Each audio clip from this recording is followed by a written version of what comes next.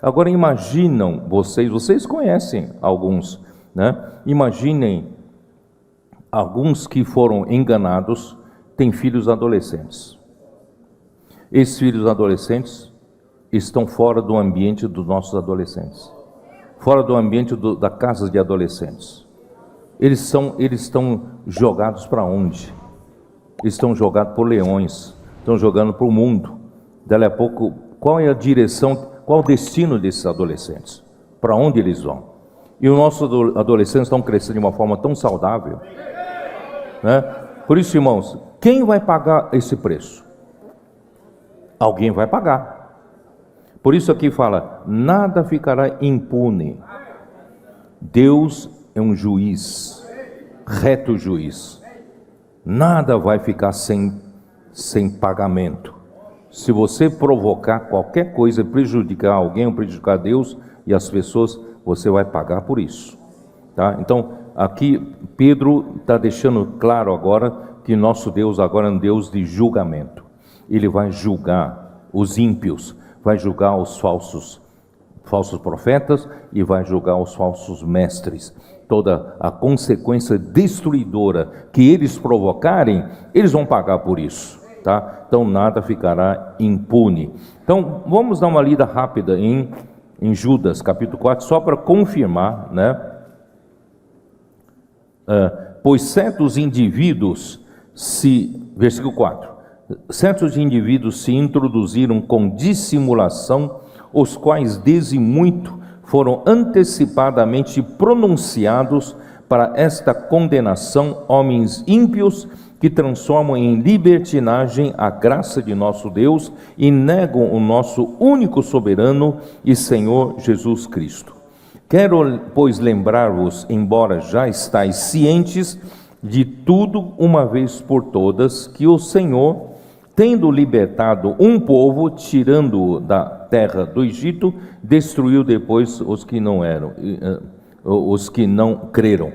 E a anjos, os que não guardaram o seu estado original, mas abandonaram o seu próprio domicílio, ele tem guardado sob trevas, em algemas eternas para juízo, né, do grande dia. Bom, eu vou tratar um pouquinho mais tarde sobre isso. Aqui, irmãos, só para vocês verem que essa situação horrível que Deus o que aconteceu em Gênesis capítulo 6, eu falei de uma forma bem superficial, né? Capítulo 6 de Gênesis, quando o homem, né? Vocês se lembram quando os filhos de Deus, aqui fala, né? Vamos lá para Gênesis 6. É um assunto difícil de falar, eu não gosto de falar muito, mas é importante vocês terem, né, a noção certa do que aconteceu, né? Aqui fala, capítulo 6 de Gênesis, versículo 1. Como se foram multiplicando os homens na terra, e lhes nasceram filhas, vendo os filhos de Deus que as filhas dos homens eram formosas, tomaram para si mulheres as que entre todas mais lhe agradaram. Então disse o Senhor, o meu espírito não agirá para sempre no homem, pois esse é carnal, e os seus dias serão 120 anos. Ora, naquele tempo havia gigantes na terra, e também depois, quando os filhos de Deus possuíram as filhas dos homens, as quais lhes deram filhos, estes foram valentes varões de renome na antiguidade. Viu o Senhor que a maldade do homem se havia multiplicado na terra e que era continuamente mal todo desígnio do seu coração. Então se arrependeu o Senhor de ter feito o homem na terra, isso lhe pesou no coração. Disse o Senhor, farei desaparecer da face da terra o homem que criei. Irmãos, foi uma medida extrema que Deus teve que tomar, porque aqui os filhos de Deus aqui referem-se aos anjos, e as mulheres são os filhos dos homens, e os anjos saíram do seu estado original, porque eles não se casam, não tem, né? Não tem essa possibilidade, mas eles saíram desse seu domicílio, no seu estado original, e possuíram as filho dos homens. Irmãos, isso é uma coisa horrível. Deus nunca, toleraria isso. Por isso, irmãos, nasceram-lhes gigantes de estaturas enormes, tá? E passaram a praticar violências, matando, porque a disputa pela comida era muito grande, nada saciava esses gigantes, e no fim, irmãos, a maldade se multiplicou, a violência se multiplicou na terra, e mais do que isso, Deus não podia tolerar que tivesse a mistura de sangue. Deus criou a raça humana tem que permanecer pura como raça humana, certo? Então Deus destruiu aquela geração toda através do dilúvio. E quem provocou isso são esses anjos que eu li agora em Judas, certo? Versículo 6. E os anjos que não guardaram seu estado original, mas abandonaram seu próprio domicílio, ele tem guardado sob trevas e algemas eternas para o juízo do grande dia. Quer dizer, até os anjos que fizeram essa barbárie, Deus prendeu-os, estão presos e são guardados para o juízo do grande dia. Quer dizer, Deus não vai deixar nada impune, tudo será julgado. Não pensa você, eu vou fazer isso, Deus não está vendo, eu vou fazer aquilo, ninguém está vendo, irmão, tudo será julgado. Então, Deus é um reto juiz, tá? Então, vou deixar para comentar mais coisas depois. Muito bom, então vamos lá para versículos 2 e 3, que nós não entramos, 2 Pedro 2. Versículo 2, e muitos seguirão as suas práticas libertinas, e por causa deles será infamado o caminho da verdade. Também, movidos por avareza, farão comércio de vós com palavras fictícias, para eles o juízo lavrado a longo tempo não tarda, e a sua destruição não dorme. Irmãos, muitos vão seguir os seus falsos ensinos e práticas libertinas, e por causa deles o caminho da verdade será difamado. Então as pessoas pensam, essas pessoas eram do vosso meio, saíram do vosso meio, eles estão pregando coisas terríveis, tal, e acabam, o caminho da verdade acaba sendo difamado e infamado. Então Deus, 1 Timóteo 2,4, todos conhecem esse versículo.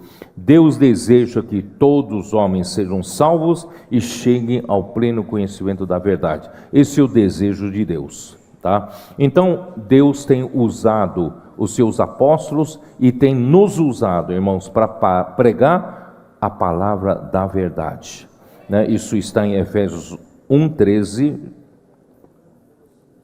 Já li várias vezes, vamos lá. Efésios 1,13, para saber, irmão, o que nós devemos pregar, 1,13.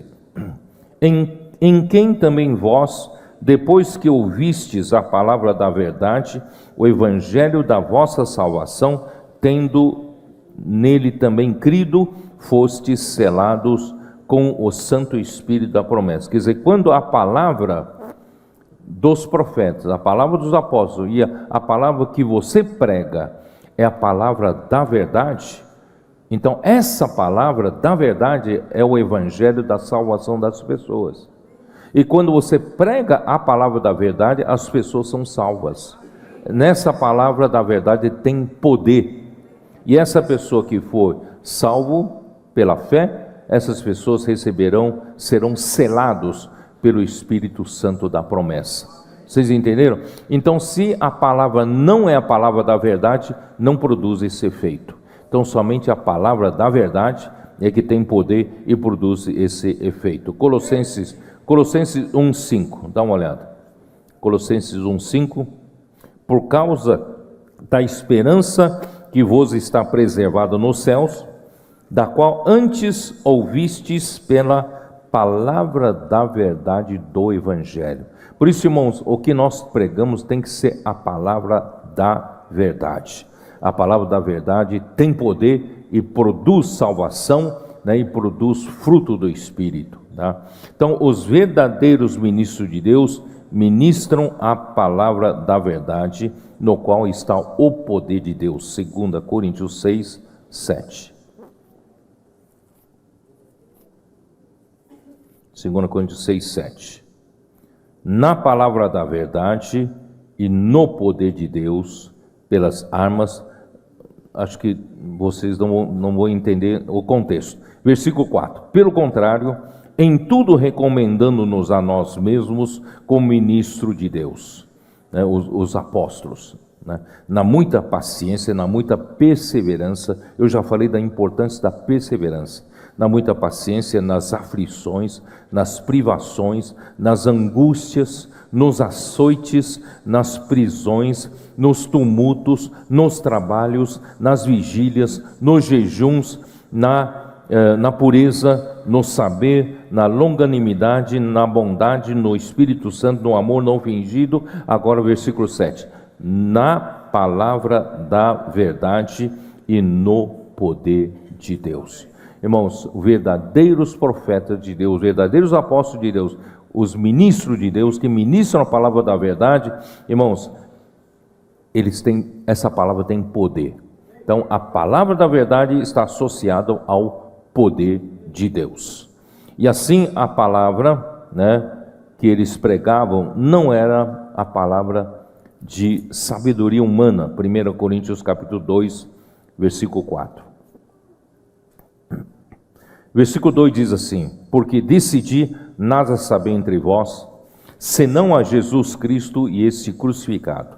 E foi em fraqueza, temor e grande tremor que eu estive entre vós. A minha palavra e a minha pregação não consistiram em linguagem persuasiva de sabedoria, mas em demonstração do Espírito e de poder. Irmãos, a palavra, quando vem de Deus, ela é uma palavra que vem com espírito e vem com poder. E você sente o seu coração arder. Você não tem essa sensação? Quando a palavra vem de Deus, você arde o seu coração. Porque é espírito e é poder, né?